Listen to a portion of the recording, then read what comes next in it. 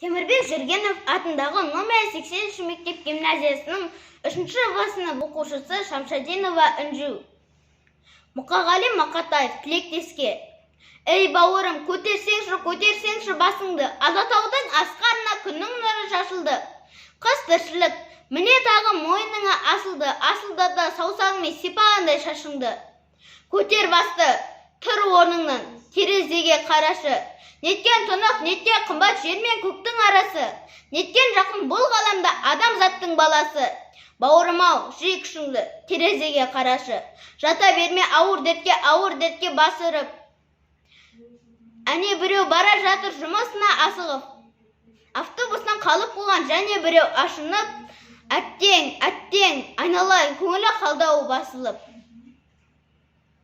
Ажары да, назары да, базары да тарқаған қарт адамға қарсы келіп сәлем берсе қартана, ұзын сына бірдеңені айтып жатыр қарт оған.